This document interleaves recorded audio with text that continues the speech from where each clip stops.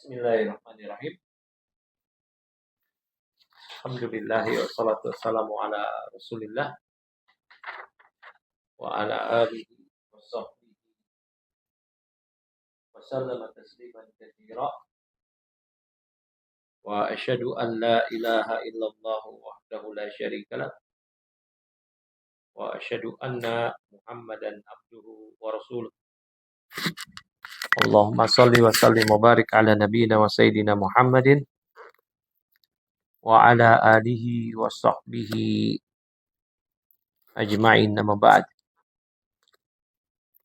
Ya, kita lanjut lagi dari kajian kita kitab Bulughul Maram min Adillatil Ahkam, yang sekarang kita sampai pada pembahasan atau masih melanjutkan pembahasan luqatah atau barang temuan. Wa an Iyad, dari sahabat Iyad. Wa an Iyad ibni Himarin qala, ia mengatakan qala Rasulullah sallallahu alaihi wasallam bersabda, man wajada luqatatan falyushhid zawa adlin.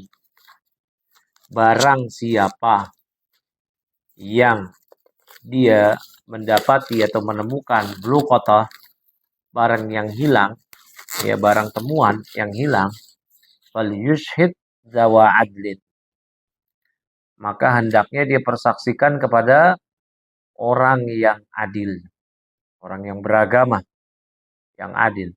Wal yahfad isafaha wa wika'aha, ya, maka boleh dia pelihara tempat dan talinya. Ya, summa la yaktum, kemudian jangan dia sembunyikan. Wala yughayyib, kemudian jangan pula dihilangkan. Wa in jaha rabbuha fahuwa ahaqqu biha, kalau pemiliknya datang maka ia berhak atas hal itu.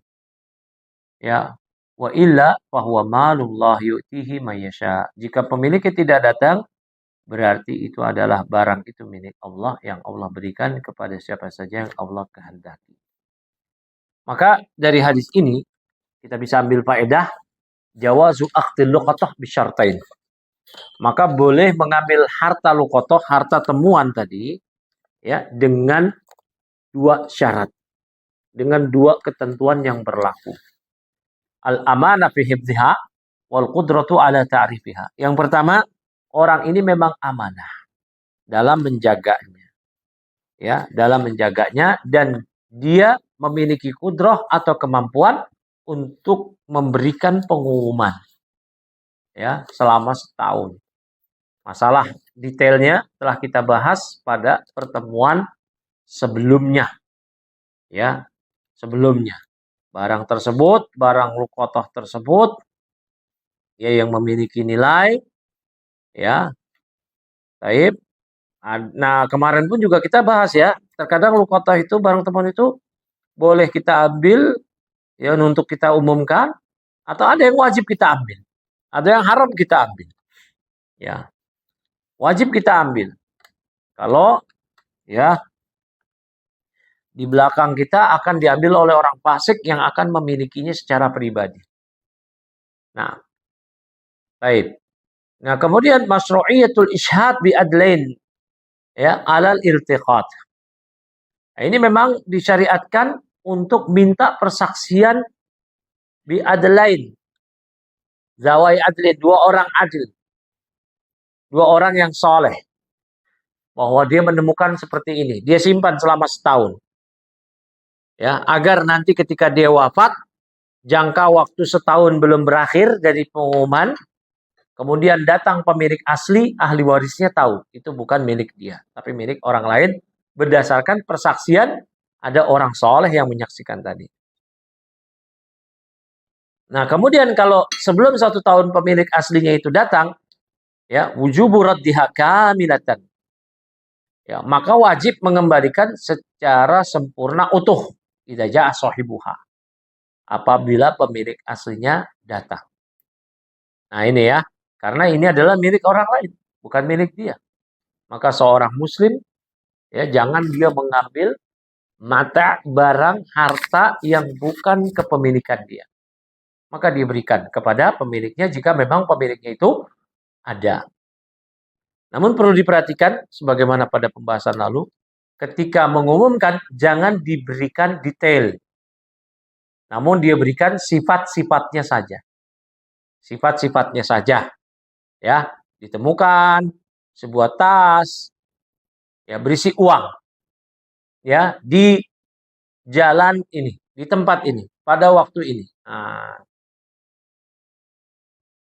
kalau ada orang-orang yang mengaku, akan dia tanya, tasnya apa? Tas pinggang, tas gemblok, tas samping, tas apa? Ya, tas pinggang, oke. Warnanya apa? Tepat warnanya. Kita tanya lagi, uangnya berapa? Isinya apa aja? Tepat. Nah, itu betul pemiliknya. Ya, jangan detail diumumkan. Tas pinggang warna hitam, uang ada nilai 10 juta. Ya, kemudian disebutkan ciri-cirinya secara detail. Ada jam tangannya, ada struk ya, Indomaret, Alfamaretnya dan seterusnya.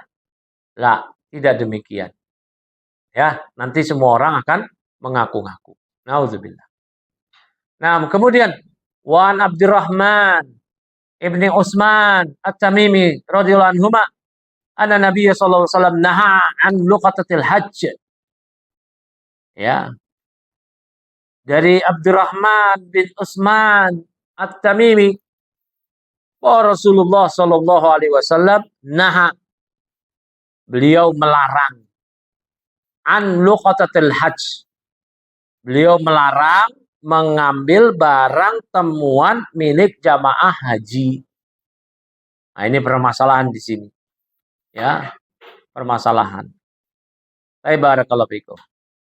Maka dari hadis ini kita ambil faedah yang diterangkan oleh para ulama, ya, hurmatul iltiqat fi Makkah al-Mukarramah. Haram mengambil barang temuan yang jatuh di Mekah Mukarramah. Biarkan saja. Ini pekan lalu pernah kita bahas. Illa liman yurid al-istimrar fi ta'rif bil bil bil bil kecuali bagi orang yang ingin menyerahkan kepada pemiliknya. Ya, bil qatah. Tadi. Tapi kalau pemiliknya tidak diketahui, ya kita diamkan. Ya, kita diamkan. Enggak boleh. Nah ini. Ya, khusus di Mekah tidak boleh. Apalagi itu milik jamaah haji. Udah. Jadi kalau ibu-ibu umroh, haji, ya, kemudian ya, temu di Mekah, ya, ada barang, udah biarkan aja. Udah biarkan aja. Nah, barakallahu fikum. Ya, memang para ulama ada yang mengatakan beda. Semisal ulama dari kalangan selain Syafi'iyah, ya, bahwa dia seperti di tanah halal, kan Mekah tanah haram. Di Indonesia ini tanah halal. Tapi dalam mazhab Syafi'i enggak, ya, tidak demikian. Ya, barakallahu fikum. Ya, baik. Bahkan ada riwayat khusus. Ya, la yaltaqitu ya luqatatahu illa man arrafaha. Enggak boleh diambil barang temuannya kecuali mau diumumkan. Ya, mau diumumkan atau sudah diketahui siapa pemiliknya. Nah, demikian. Ya, nemu barang yang jatuh, nah itu diamin aja. Nanti juga ada petugas. Petugas nanti akan membawa ke satu tempat di sekitar Masjidil Haram yang dikenal dengan lost and found. Ya, lost and found. Ya, itu kalau orang-orang yang barangnya hilang cari di situ. Handphonenya, tasnya segala macam. Ya, teman saya pernah kehilangan dompet, ketemu di situ. Nah, udah biarkan aja. Ya, dibiarkan, udah biarin. Jangan kita ambil. Yang kita ambil, udah biarkan aja. Barakallahu fikum. Ya. Bahkan ulama Syafi'iyah mengatakan semisal Syekh Zakaria Al-Ansori termasuk di dalamnya Madinah juga demikian. Karena Madinah sama dengan Mekah, tanah haram. Ya, sama dengan Mekah, tanah haram. Nah, Kecuali bagi orang yang telah mengetahui siapa pemiliknya, maka dia berikan kepada pemiliknya, itu enggak masalah. Ya. Barakallahu fikum. Illa liman aradat taslimaha ila ahliha. Nah itu. Nah. Kemudian Wa'anil Miqdam ibni Ma'di Karib. Dari Miqdam bin Ma'di Karib radhiyallahu anhu, qala Rasulullah. Ia mengatakan Rasulullah SAW bersabda, ala lahi ala ya ala la yahillu dzuba nabin minas riba walal himaru al ahli wala luqatatu min mali muahadin illa ayastaghniya anha, rawahu Abu Dawud. Ya. Kata Nabi sallallahu alaihi wasallam, ya, ala ketahuilah la yahillu dzu nabin minas riba. Tidak halal. Tidak halal hewan yang memiliki nab. Tidak halal dimakan hewan yang memiliki nab, gigi taring dari hewan buas. Ya. Walal himarul ahli. Juga tidak halal dimakan hewan keledai peliharaan. Ya. Wala luqatatu min mali muahadin. Maupun barang temuan yang hilang dari orang kafir muahad. Kafir muahad. Tahu Ibu kafir muahad? Belum tahu. Pernah saya terangkan kalau nggak salah ya.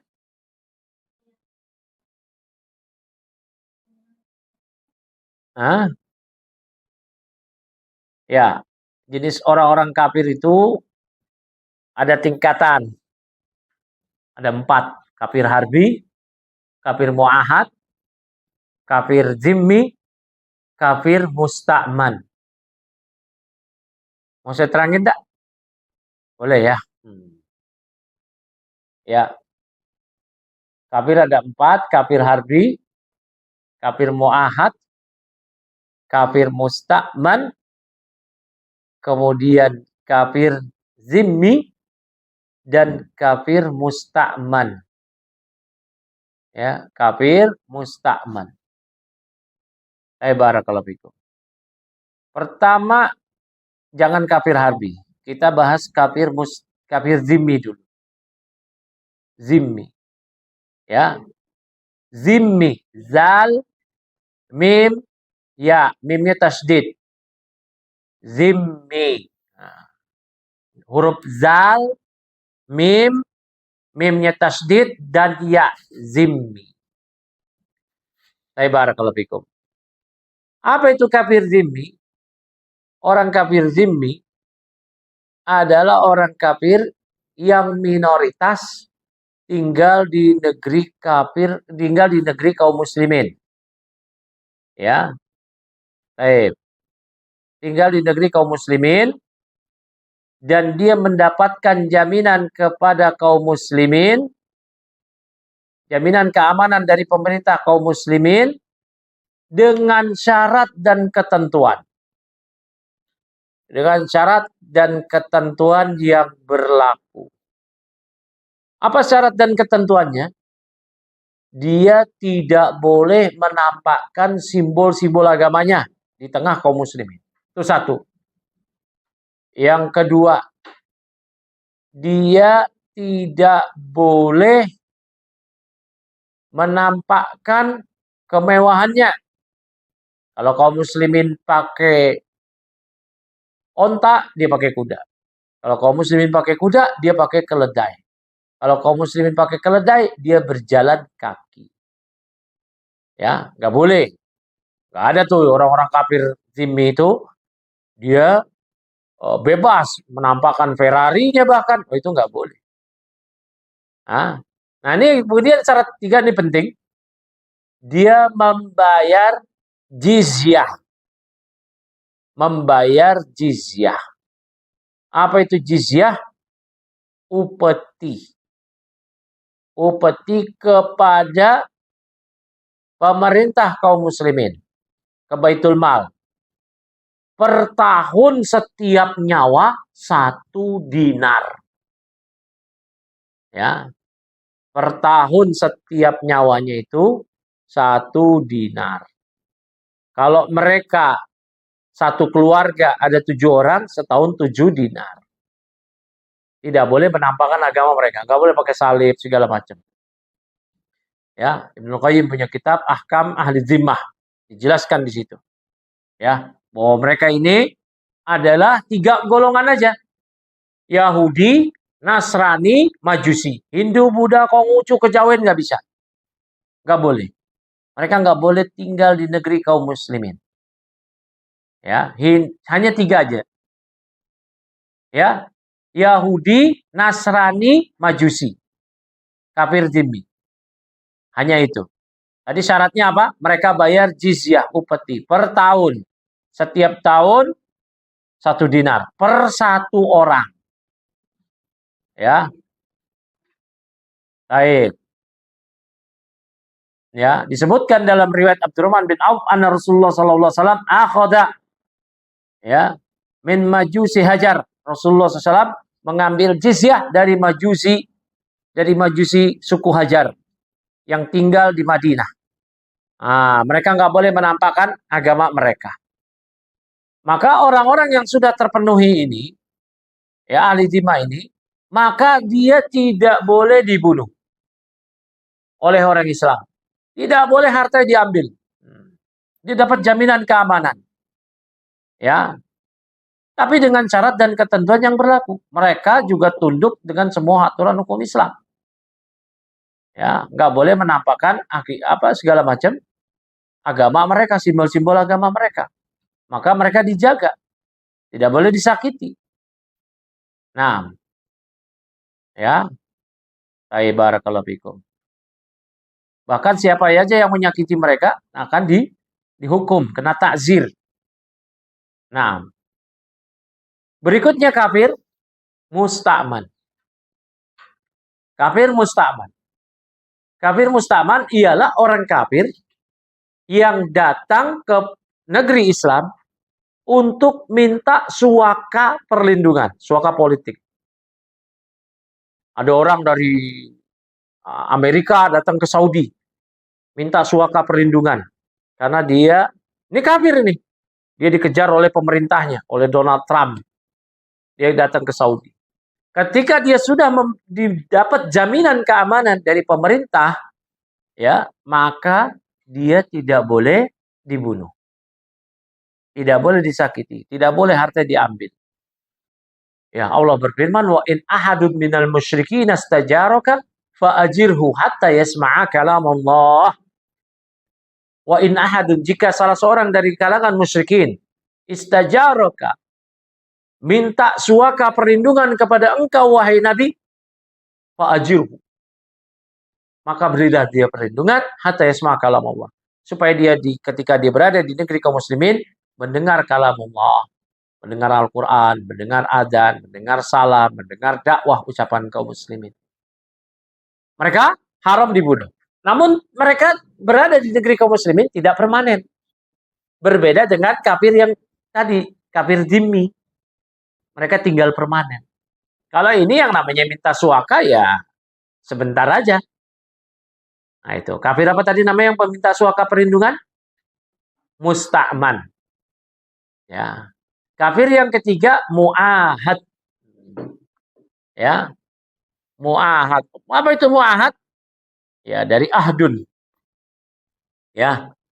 Orang kafir yang mereka ini ya telah terikat perjanjian dengan negeri kaum muslimin. Ya. Dengan negeri kaum muslimin. Barakallahu fikum. Dengan negeri kaum muslimin, dia tidak tinggal permanen. Apakah dia ada keperluan mau berwisata, mau berbisnis, kunjungan keluarga, berobat, sekolah di negeri Islam, dan semisalnya. Maka mereka mendapatkan keamanan.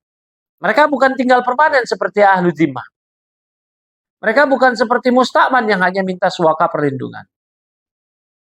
Tetapi mereka ini mau tinggal dalam jangka waktu tertentu, bukan dalam rangka suaka, minta suaka dan seterusnya, tetapi mereka ini ya terikat perjanjian.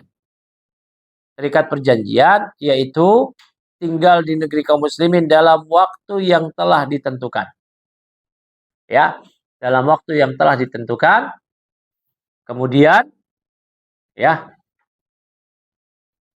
mereka ini muahad ini ya, tadi yang tinggal di negeri dalam waktu yang sementara aja, maka tidak boleh dibunuh. Siapa yang membunuh mereka diancam. Kata Nabi SAW, man qatala mu'ahadan lam yarih raihatal jannah. Ya, siapa yang membunuh kafir mu'ahad, maka siapa saja yang membunuh dia enggak cium aroma surga. Ya. Barakallahu fikum. Ini kafir mu'ahad. Jaminan keamanan dalam sekarang kondisi saat ini yaitu dengan diberikan visa, misalkan. Nah, kafir yang keempat, kafir harbi. Kafir harbi itu bukan kafir yang tiga ini. Ya, kafir harbi yang memerangi kaum muslimin. Ya, baik. Nah, itu kafir harbi. Nah, semisal si Netanyahu itu harbi itu. Pasukan-pasukan Israel harbi itu. Ya. Nah, itu. Pasukan-pasukan IDF itu kafir harbi. Baik. Maka dari sini, saya mau tanya sama Ibu. Ibu sudah dapat keterangan ya dari kafir zimmi yang tinggal permanen. Tetangga-tetangga kita yang non-muslim, dia bukan mustakman. Ya enggak? Bukan mu'ahad. Karena mereka tidak sementara. Tapi mereka berarti apa? Zimmi. Zimmi. Memangnya sudah terpenuhi ketentuan mereka zimmi? Enggak kan? Bayar jizyah enggak? Enggak. Kalau dikatakan mereka bayar pajak, lah kita juga bayar pajak. Masa kita muslim zimmi? Enggak ada. Zimmi itu hanya untuk orang kafir. Ya. Berarti itu mereka sebenarnya apa? Nah, muahad bukan. Bahkan mereka kerap melakukan hal-hal yang bertentangan dengan status zimmi. Malah mereka menampakkan kekayaan. Bahkan mereka malah menampakkan permusuhan. Ya, terhadap Islam. Di sosmed, lisan mereka luar biasa ngeri terhadap Islam. Kemudian, bahkan mereka ada yang menjadi misionaris. Padahal menampakkan simbol agama aja udah nggak boleh. Ya, malah jadi misionaris. Ya, barakallahu fikum.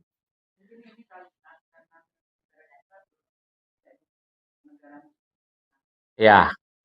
Nah, berarti mereka bukan zimmi. Nah, ada seorang kiai di Madura, namanya Kiai Thoifur Ali, nggak terkenal, tapi kitab-kitabnya berbahasa Arab semua. Itu punya mengarang kitab tentang ahkam ahli zimmah seperti ini. Dia mengurai, menjelaskan, Kiai Haji Thoifur Ali itu masih hidup, bahwa non-muslim yang ada di Indonesia bukan zimmi. Berarti statusnya apa? Bukan mustaman juga, bukan mu'ahad juga, berarti tinggal satu pilihan, yaitu apa? Harbi. Kenapa nggak dibunuh? Kenapa nggak diambil hartanya? Karena kalau diambil hartanya atau dibunuh, mafsadat, kerusakannya lebih berat, ya nggak? Ini ada orang kafir ngeledek kita, ngeledek Islam di sosmed secara langsung, kan banyak tuh orang kafir yang ngebully kaum muslimin. Ya, kalau kita bunuh, kita ditangkap nggak sama pemerintah? Tangkap dong, ya kan? Ditangkap kita, bahkan tambah embel-embel teroris lah. Nah, ditangkap kita. Berarti dengan kita ditangkap, mafsadatnya lebih besar buat kita. Ya, berarti ya udah ditahan. Tidak. Tidak ada pembunuhan terhadap mereka. Karena nanti akan rusak. Karena agama ini di negeri kita bukanlah menjadi acuan hukum. Ya, agama kita ini tidak menjadi sumber hukum di negeri kita, bukanlah menjadi acuan. Ya, barakallahu fikum. Jadi paham di sini? Nah, kafir muahad yang di hadis ini disebutkan, maka barang luqatahnya muahad itu juga haram diambil. Ada turis, misal ini ada negeri Islam kita ini. Ada turis, ketinggalan barangnya, kopernya, uangnya jatuh, itu juga tidak boleh diambil. Ya, tidak boleh diambil. Nah, illa ayastaghniya anha. Ya, kecuali jika ia tidak memerlukan barang tersebut. Si mu'ahad tersebut nggak memerlukan. Dia mau pulang kampung, ke negaranya, ke Eropa, ternyata bagasinya sudah melampaui batas maksimal berat yang ditetapkan maskapai. Lah dia buang-buangin lah itu bajunya, apanya, barangnya, supaya dia tidak kena denda, ya. Nah, berarti dia sudah tidak inginkan, berarti boleh. Siapa saja kaum muslimin yang mengambil tadi. Maka berarti luqatahnya mu'ahad itu kaluqatah al-muslimin fil hukmi.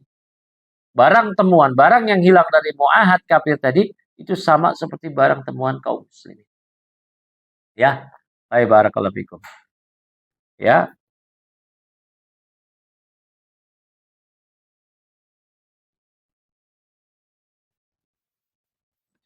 Nah, begitu juga berarti luqatah allati tarakaha sahibuha raghbatan anha au kanat hakiratan.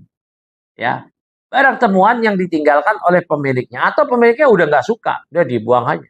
Au kanat hakiratan. Atau barangnya remeh nilainya, sepele. Ya. Maka boleh diambil dan tidak wajib diumumkan selama setahun. Boleh diambil. Nah, barakallahu fikum. Baik, berikutnya ada permasalahan. Ya, permasalahan tadi mengenai di Mekah itu sudah kita bahas. Nah, berikutnya, temu barang yang hilang di masjid. Gimana ini? Sementara di masjid sendiri, kita tahu ada larangan mengumumkan ya barang yang hilang di masjid. Kan nggak boleh begitu ya? Ya, nggak boleh. Ibu-ibu ya kalau barangnya hilang di masjid tuh gimana? Cari, cari aja. Ya, karena nanti Nabi sabdakan, "Man sami'a rajulan yanshudu dhalatan bil masjid falyaqul la radallahu alaik. Fa innal masjid lam tubna li had." Siapa yang mendengar seorang mengumumkan, menginfokan barang yang hilang di masjid, ya, maka ucapkanlah. Kita dianjurkan untuk mengucapkan apa? La radallahu alaik. Semoga Allah tidak mengembalikan barang itu kepadamu. Ya, karena masjid tidak dibangun, tidak diciptakan untuk hal tersebut. Nah, bahkan ada seorang pernah nyari-nyari, ya, dia tanya ke orang-orang. Dia bilang, "Manda ilal Jamal Ahmad." Siapa di antara kalian yang bisa ngasih tahu kepada saya, ontak yang saya yang hilang warnanya merah? Nanti saya kasih hadiah gitu. Maka Nabi SAW bersabda, ya, la wajadta innama buniyat al-masajid lima ya buniyat lahu. Kata Nabi, Nabi doakan semoga ontamu gak ketemu. Karena masjid tidak dibangun untuk hal demikian. Baik. Nah, berarti ketika barang kita hilang, jangan mencari-cari. Kita kalau cari ya, tapi jangan diumumkan. Kalau cari silahkan. Ya. Kalau cari silahkan. Tapi jangan diumumkan. Ya. Jangan diumumkan. Termasuk diumumkan adalah dia tanya ke temannya. Lihat barang ini enggak? Lihat barang ini enggak? Udah dia cari aja. Ya, enggak boleh. Ya, karena diantara bentuk larangan yang dilakukan di masjid adalah mengumumkan barang hilang. Mengumumkan barang hilang. Nah, itu enggak boleh. Barakallahu fikum. Ya, ini. Ini tapi hukumnya apa kalau ada orang yang terlanjur? Hukumnya makruh. Hukumnya makruh. Ya. Ulama Syafi'iyah mengatakan haram. Ya, barakallahu fikum. Jika mengganggu mengacaukan orang lain, maka hukumnya haram. Tapi kalau tidak, hukumnya makruh. Hukumnya makruh. Kecuali di Masjidil Haram. Nah, diumumkan untuk ini siapa pemiliknya nih? Nah, dia cari pemiliknya. Itu boleh. Barakallahu fikum. Ya, ini hati-hati. Nah, berarti gimana? Boleh nggak kita gimana kita ini sekarang itulah teorinya demikian. Gimana nanti kalau kita yang mengalami sendiri? Nah, la qadarullah. Barang hilang di masjid. Ingat, jangan ngumumin barang yang hilang. Cari-cari nggak ketemu, banyak orang. Ya, kalau kita tanya ke orang, tentu enak banget ini. Ya, begitu ya. Tanya ke orang enak banget untuk kita ketahui di mana barang kita. Nah, para ulama mengatakan, ini diterangkan oleh Imam Malik rahimahullah taala, boleh mengumumkan dengan suara yang pelan. Ya, karena sebab larangan mengumumkan barang di masjid nanti mengacaukan orang-orang. Orang-orang akan tertuju semua ke situ. Ada orang doa, ada orang zikir, ada orang sholat, akan tertuju kepada pengumuman tersebut. Ya, tanya ke teman, lihat barang saya enggak? Segala macam. Nah, Imam Malik mengatakan, ya la uhibbu raf as-saut fil masjid wa innama amara Umar an tu'arrif ala babil masjid. Kata Imam Malik, saya enggak suka itu. Ya, mengeraskan suara di masjid. Karena Umar bin Khattab ya pernah memerintahkan untuk mengumumkan barang hilang itu di pintu masjid aja. Berarti di luar masjid. Ya, barakallahu fikum. Nah, itu enggak apa-apa kalau suara pelan. Atau dia umumkan di luar masjid. Di luar masjid, di teras, nah itu boleh. Di lapangan, di tempat parkir. Nah, demikian. Barakallahu fikum. Tapi jangan di masjid. Nah, selesai pembahasan mengenai luqathah. Ada permasalahan yang mau ditanyakan mengenai luqathah? Silakan sebelum kita masuk ke al-faraid.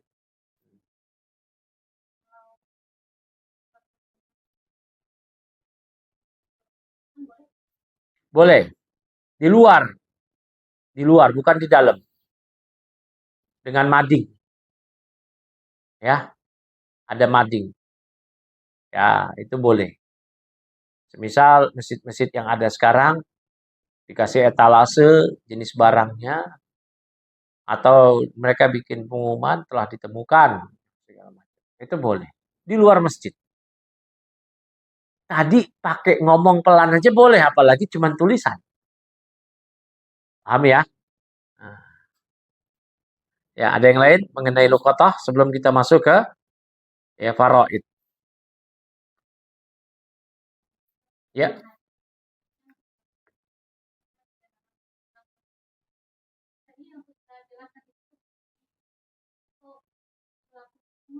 yang mana? Binatang. Bukan. La yahillu dzunabab siba. Artinya nggak boleh dimakan. Jadi larangan ini beriringan. Larangan makanan yang hewan buas, larang memakan daging keledai peliharaan, dan larangan luqathah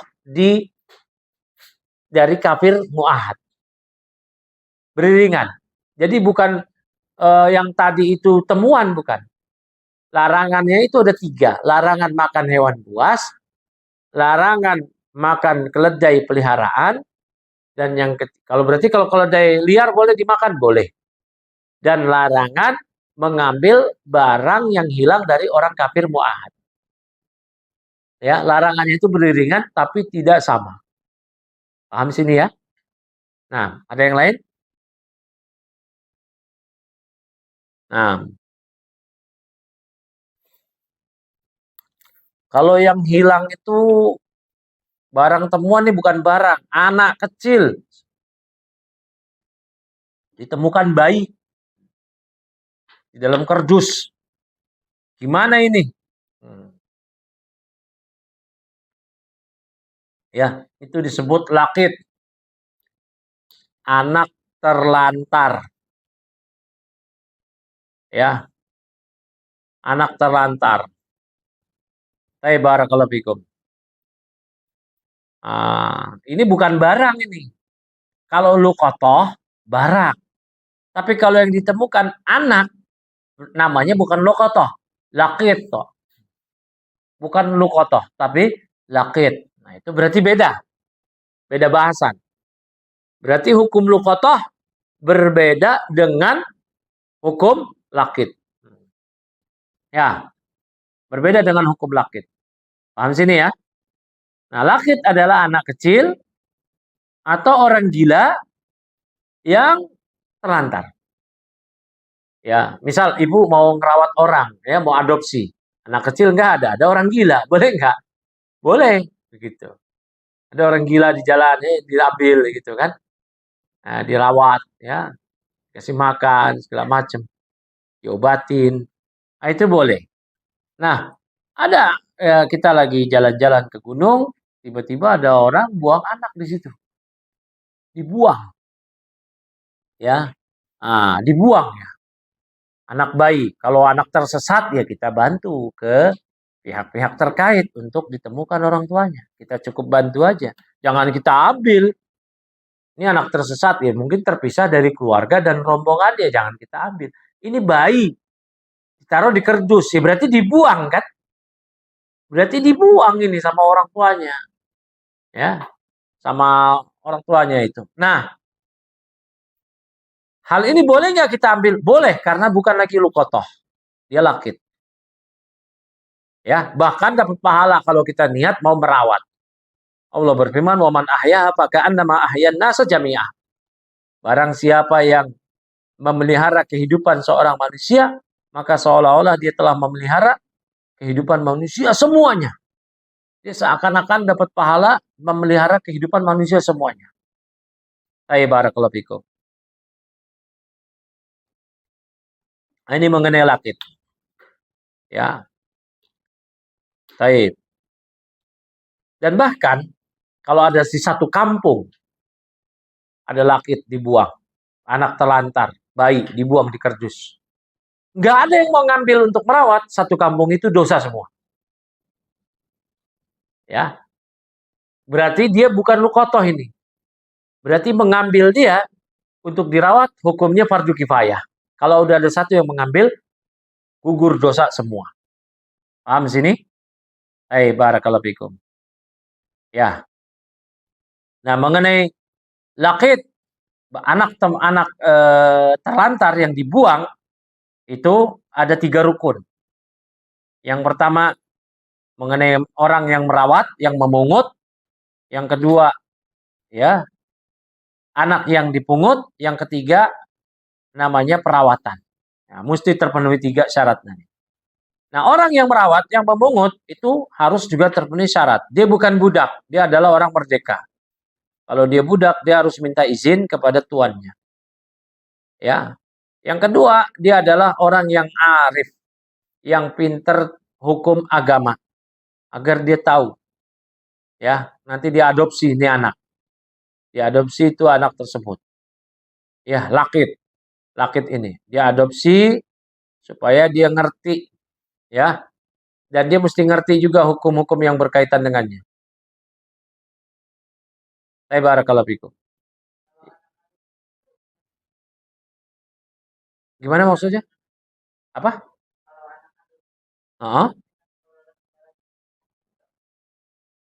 Enggak. Enggak akan pernah jadi mahram selamanya. Enggak. Enggak akan pernah jadi mahram selama-lamanya.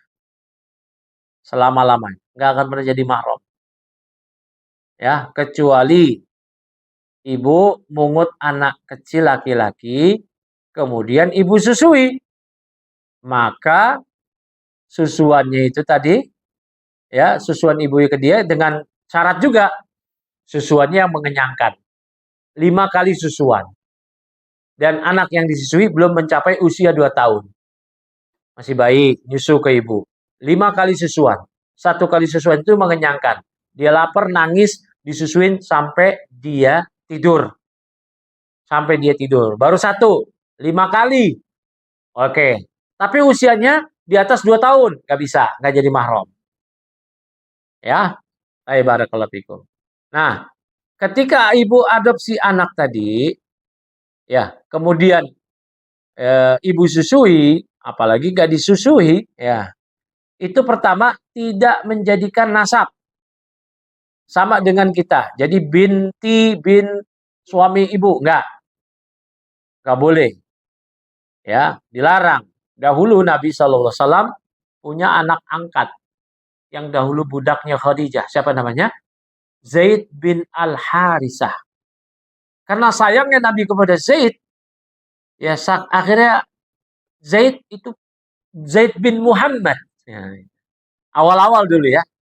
Ya maka Allah larang. Wa ma ja'ala diyakum abna'akum ud'uhum li abaihim huwa aqsatu indallah.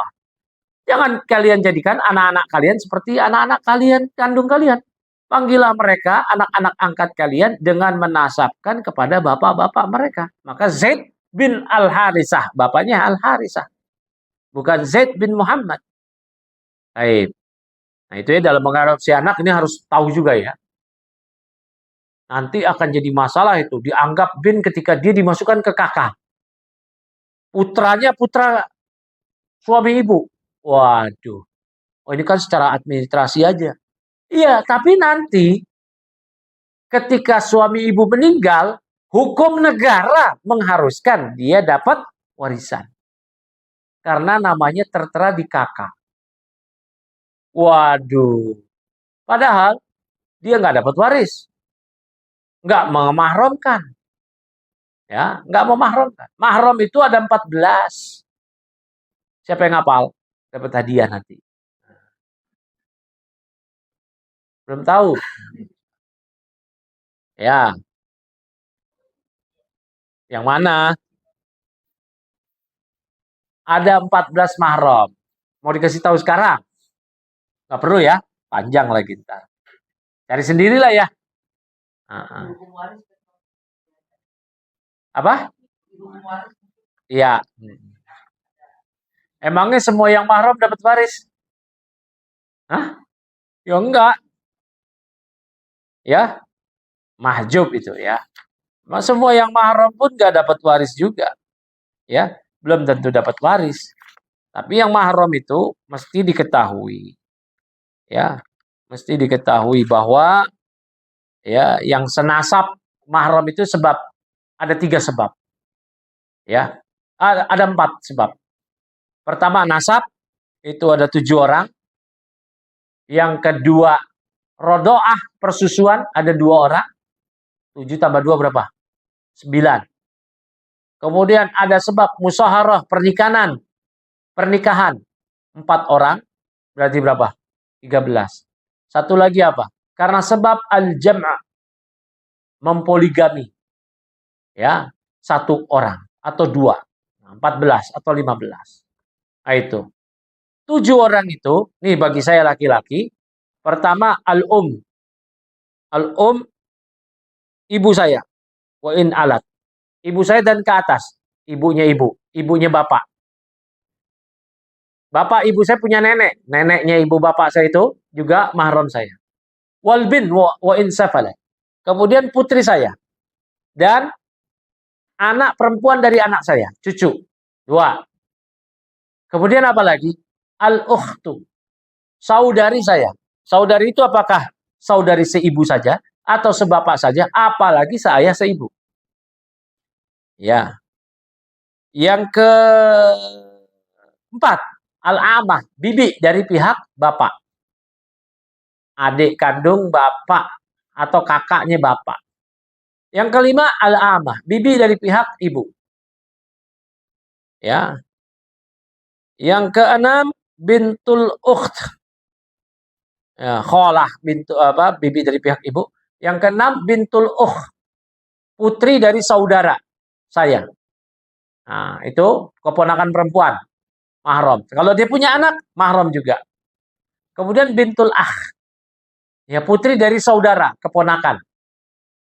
dari saudara laki-laki. Kalau dia punya anak, mahram juga. Kita kayak kakek, kayak nenek kepada dia. Itu 7 dari nasab. Kemudian 2 dari rodoah, dari rodok, persusuan. Pertama, ibu susuan. Nah, ibu susuan. Paham ya, saya punya ibu susuan. Ya, tadi susuan yang sah itu apa? Dengan syarat bayinya belum berusia 2 tahun.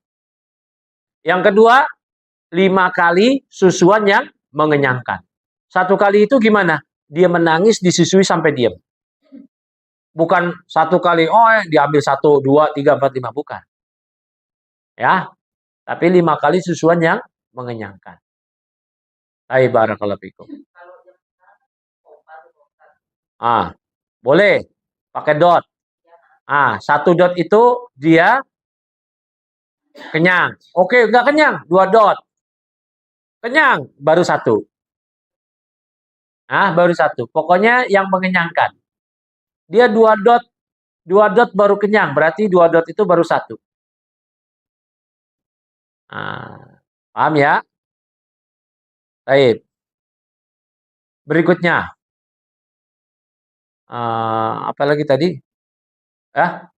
Kemahroman karena persusuan. Pertama, ibu susu.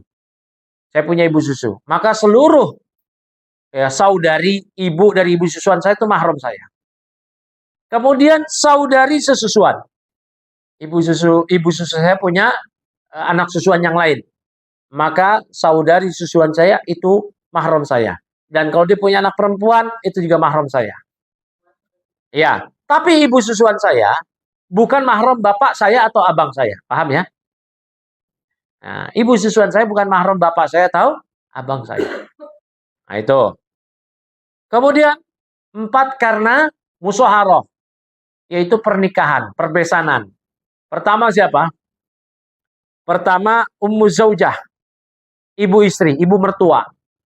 Bahkan kemahroman dengan ibu mertua itu dengan akad saja. Ya, misalnya seorang laki-laki menikah dengan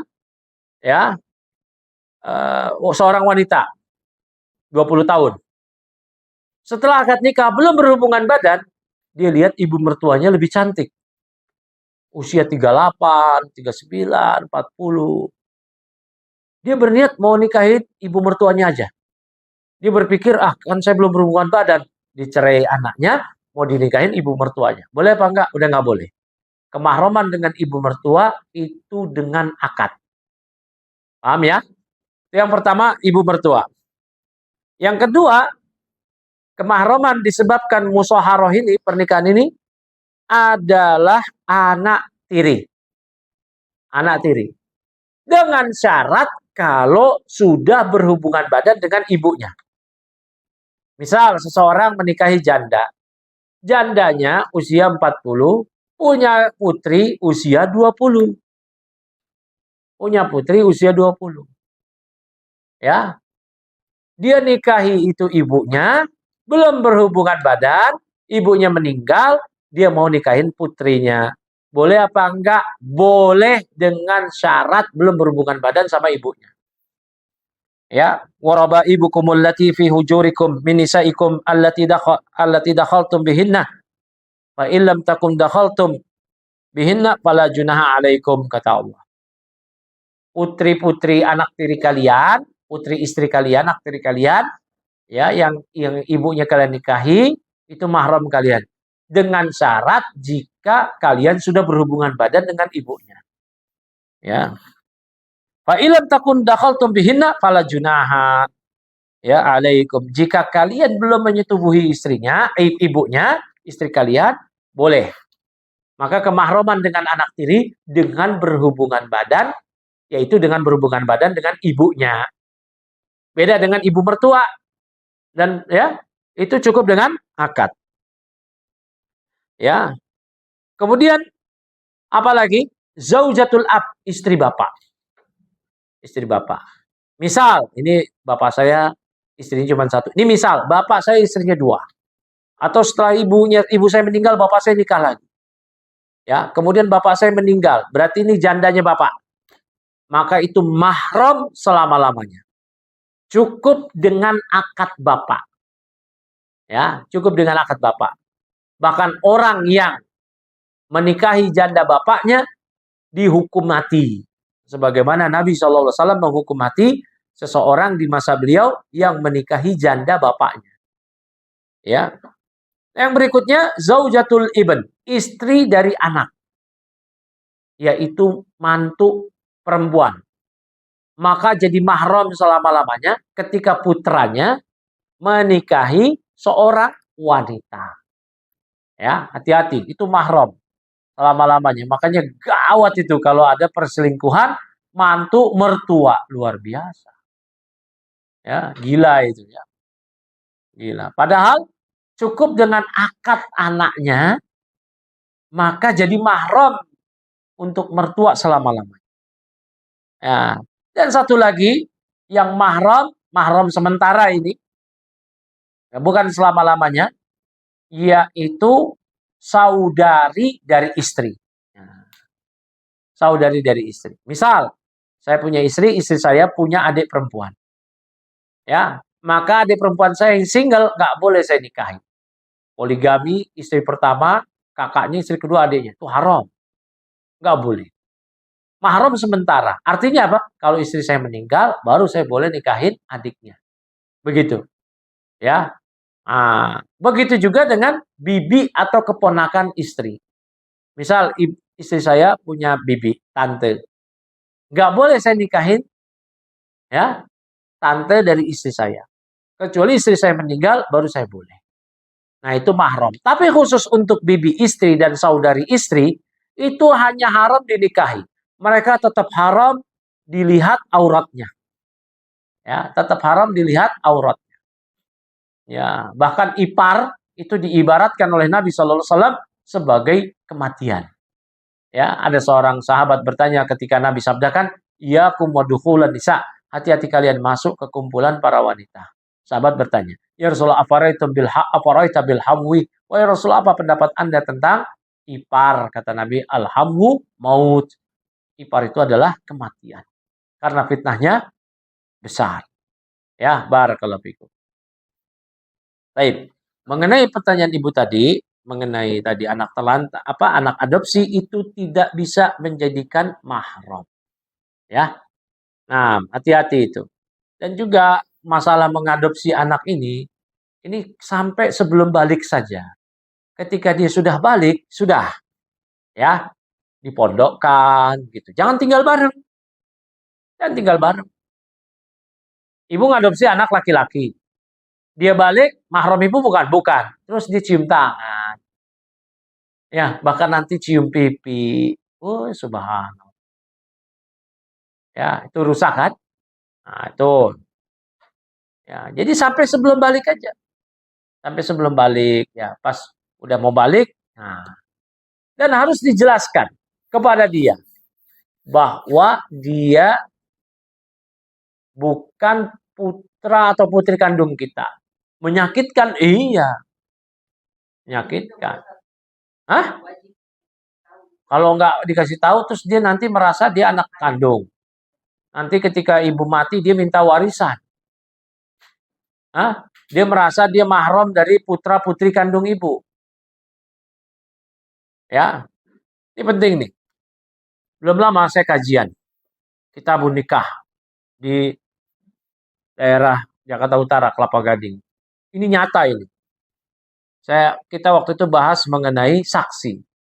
Saksi nikah itu harus tahu kronologi ahwal si pengantin. Calon pengantin. Jangan main sah-sah aja ditanya. Sah nggak? Sah, sah. Wah, enak aja. Dia mesti tahu. Ini perempuan, putri kandung dari walinya. Dan dia mesti tahu. Kalau ini anak pertama, ini di zaman sekarang nih.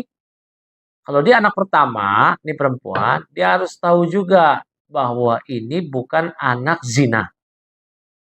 Karena kalau ternyata pengantin perempuan ini adalah hasil dari MBA, married by accident katanya, maka bapak biologisnya nggak boleh jadi wali.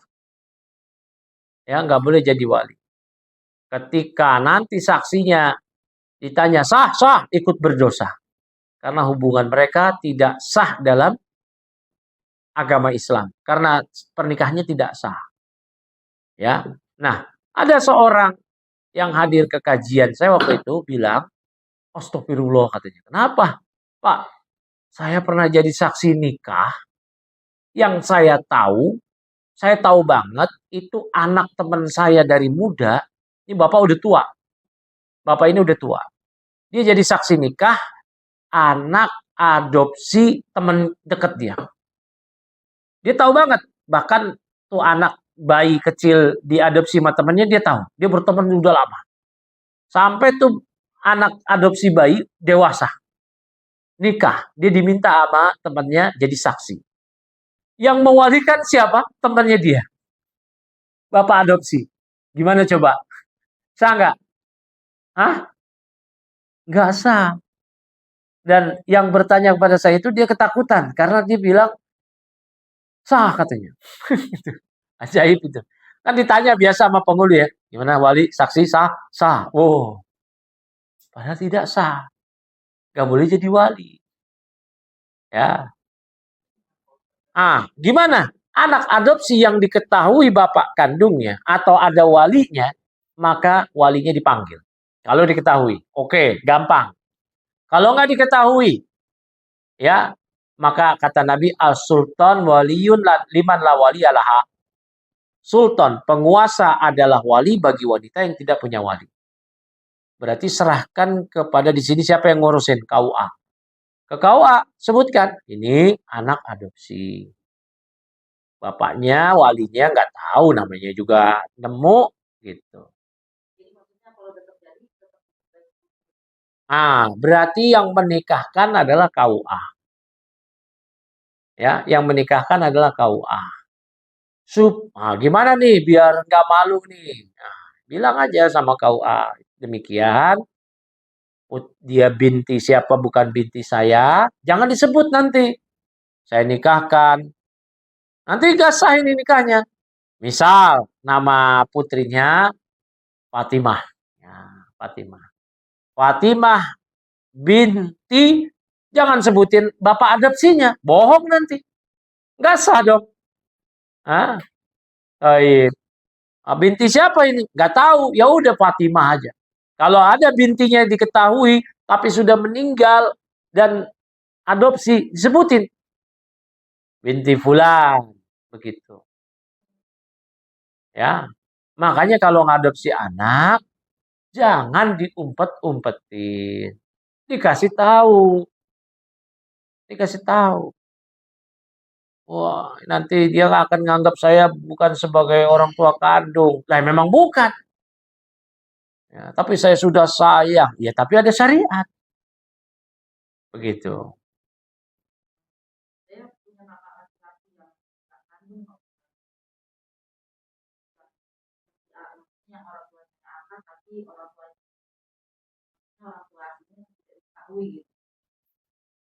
Ibu sekarang yang penting tahu, dia bukan mahram ibu.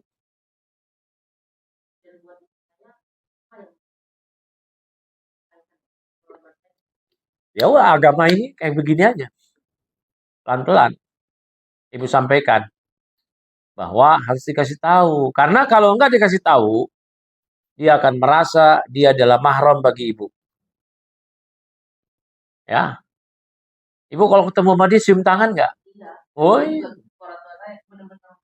Maksudnya emang baru dikasih tahu juga kalau kita sudah tua ini.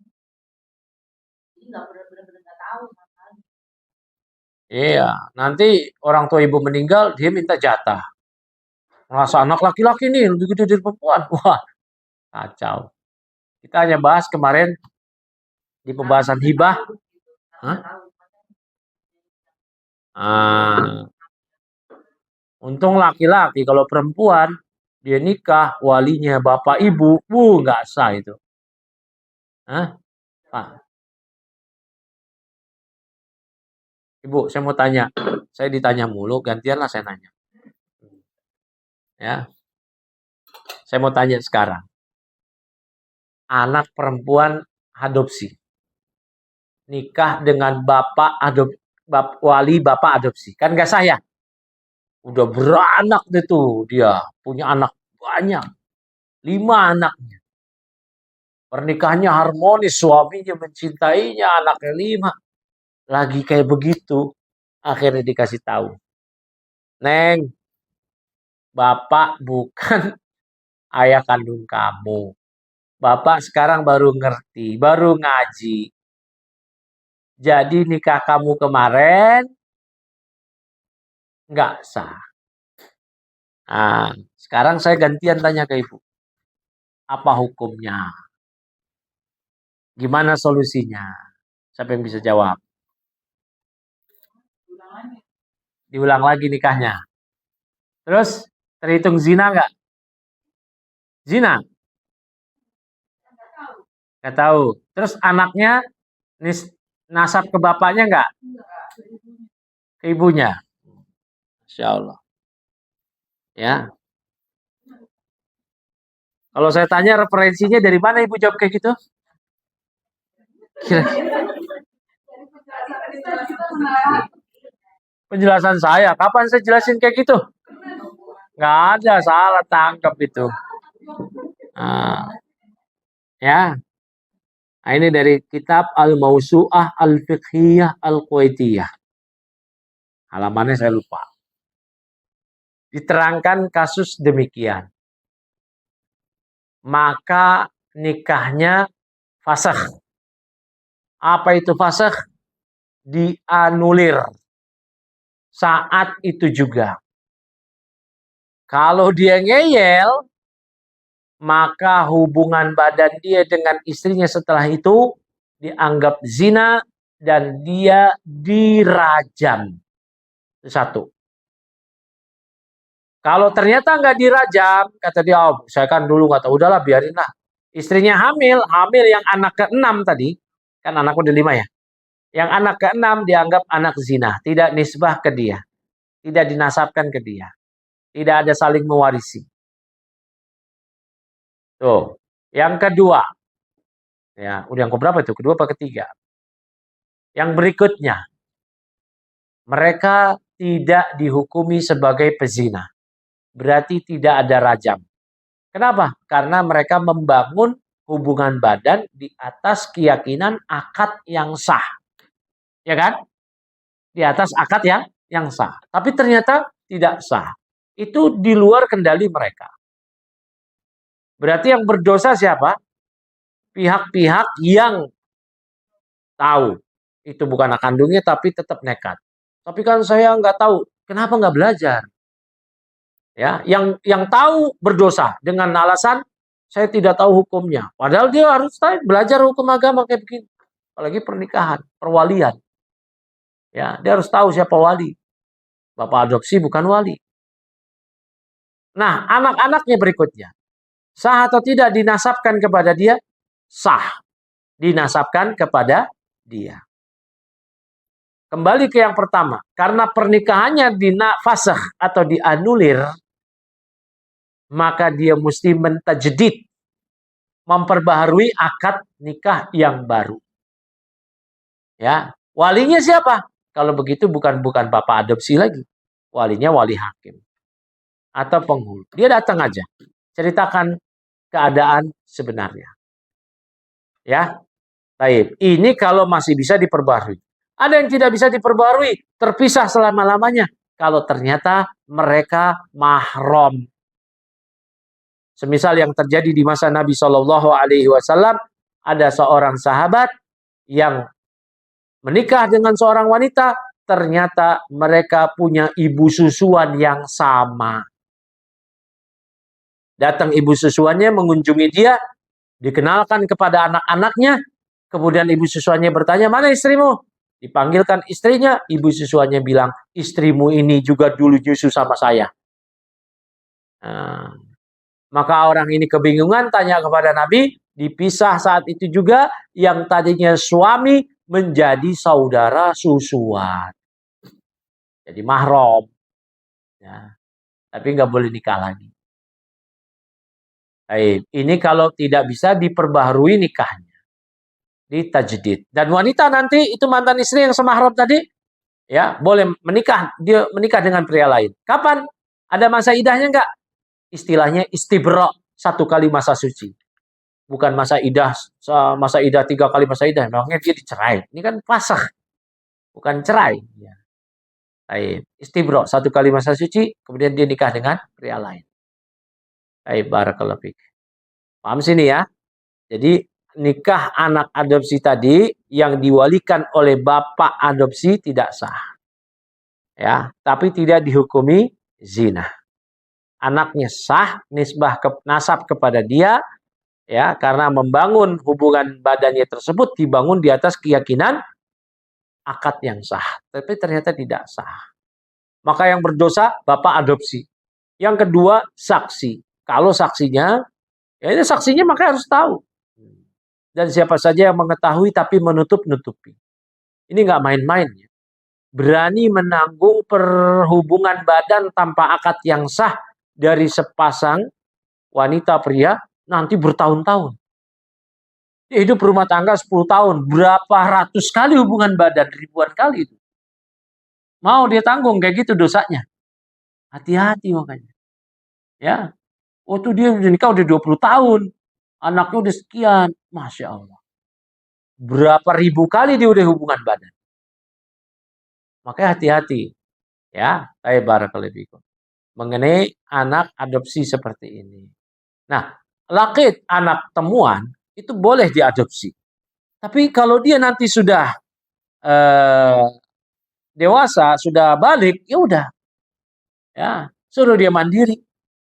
Ya, suruh dia mandiri dan dijelaskan bahwa dia bukan anak kandung. Berarti tidak ada nasab, tidak ada kemahroman, tidak ada perwalian, tidak ada saling mewarisi.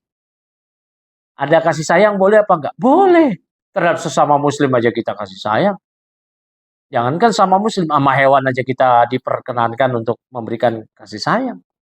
Barakallahu fikum. Nah, paham sini ya? Ya,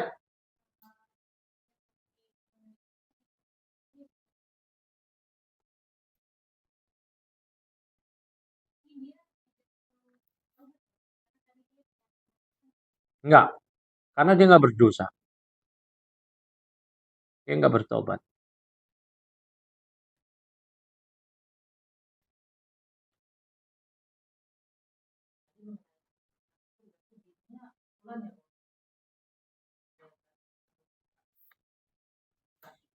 Tidak diketahui bapaknya. Kalau diketahui ibunya, bin ibunya. Ibunya anggaplah nggak diketahui ya. Nemu itu. Ya udah, nggak ada bin-binan dia. Ya, mau bin siapa? Ibunya nggak ada.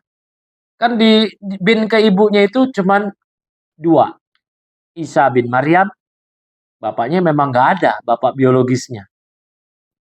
Yang kedua, bapak biologisnya ada, tetapi bapak biologisnya ketika berhubungan badan dengan ibunya tidak di atas akad. Ya, maka dia bin ke ibunya. Maka bapaknya dan keluarga bapaknya nggak boleh jadi wali. Berarti ini orang yang perempuan ini, kalau anak perempuan, seperti anak yang tidak punya wali. Ya.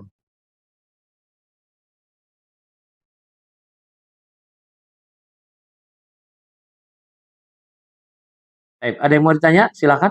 Udah jam 8.46 ini. Mungkin materi cukup ya, berarti pekan depan kita masuk ke pembahasan waris. Ya, babul faraid. Insya Allah. Ada yang mau tanya lagi?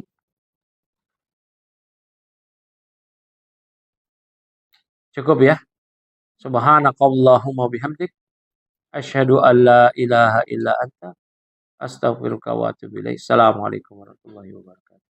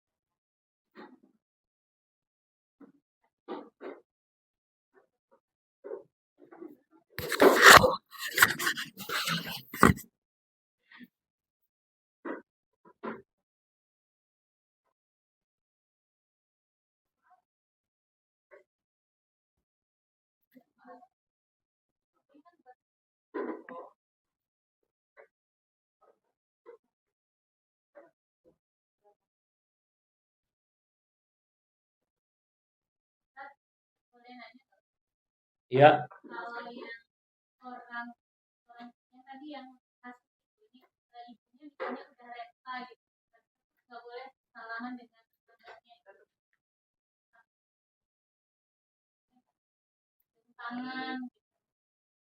Nah, ya, pertama wanita yang sudah tua renta ya. Ya, kalau dia nenek-nenek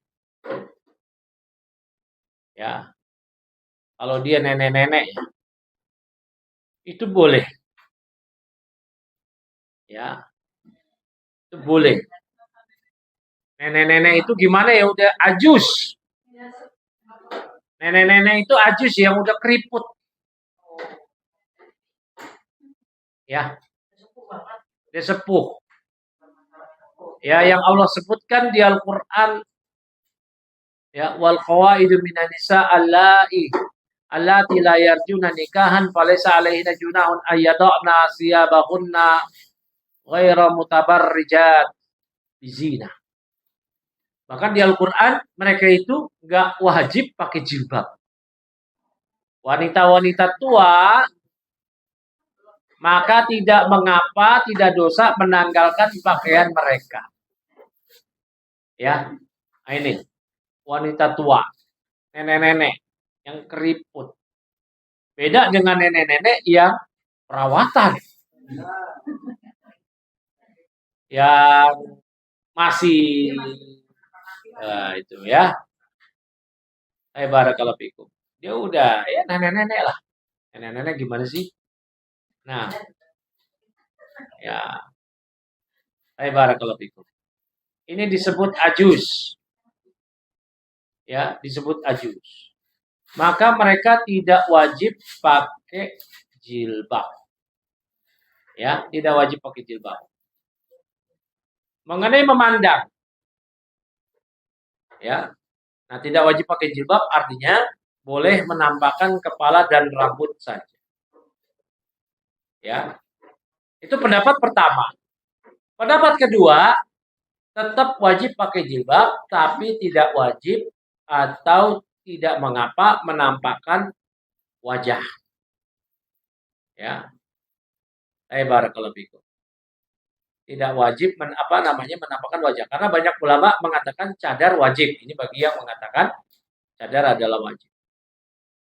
Ya. Baik. Nah, pendapat yang kuat wanita yang nenek-nenek tadi hanya boleh tidak pakai cadar. Tapi tetap menutup kepala.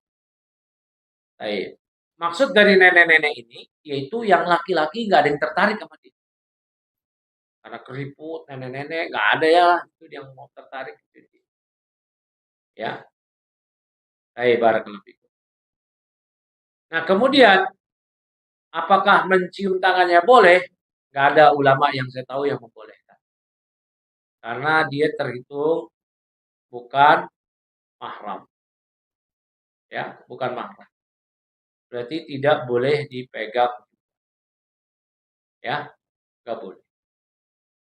Nah, itu ya. Berarti abangnya tadi siapa? Abangnya ibu. Nah, itu terhadap ibunya itu ya udah, tahu lah dia. Ya, ya mungkin dia menganggap udah seperti ibu kandungnya, ya tapi ya begitulah ketentuan. Nah,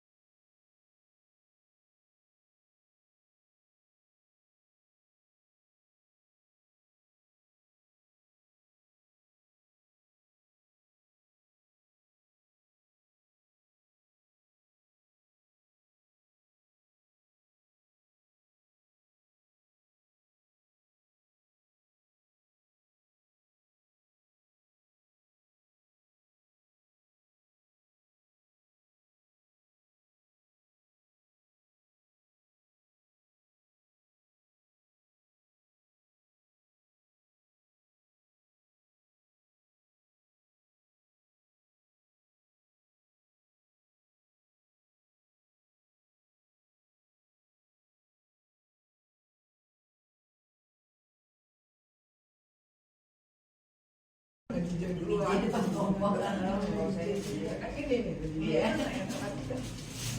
makanya udah tadi pagi sebelum buat ini buat besok minggu oh gitu saya mau lumayan pampasan jadi nggak apa pasangan kalau saya bersih kalau saya bersih jadi pampasan oh saya pakai penduduk di mana rumahnya di desa sama oh iya udah ya jadi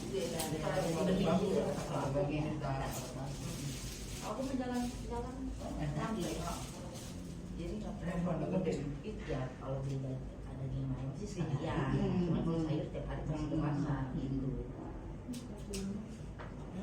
ya dengan nyebrang mesti tiap hari ke pasar ya itu tukang sayur lewat itu nggak tiap hari oh iya aku belajar tiap hari ke PR gitu ya tapi emang amanan udah ada di kulkas ya pada bawa itu pada nggak makan gitu ya ke kantor tergantung request besok banyak ya bu nah yang nurunin malam-malam terima aja apa adanya ya masakin lagi nggak di aku nggak mau aduh aku bikinin jagung kan jagung gitu trek ya aku jagung ya saya kasih sosis Allah sakit hati banget kalau nggak ada stoknya dari ini coba gitu lama banget dari mulai anak sekolah jadi anak kita tanya cucunya cepat tapi yang pinggirannya nggak kering coba gimana permintaannya banyak aja kalau amat ribet banget deh kalau nggak kering ya dia nggak keriting jadi minyaknya bawaan ibunya berapa aku belum nanti aku mau pasang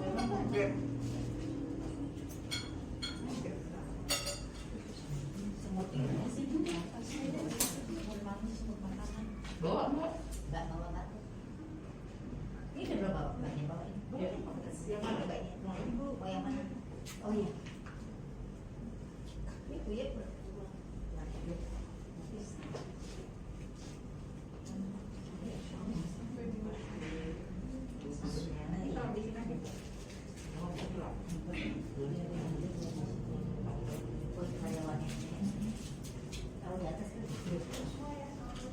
iya, kayaknya sini aja deh mbak itu bersemut. Iya, semut ya.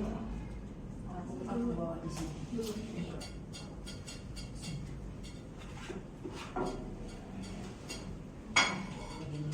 Dari sebanyak dua, satu aja. Plastik aja, nggak tahu gitu. Dia di bawah plastik aja satu berapa? Ya. Cek ya mbak ya.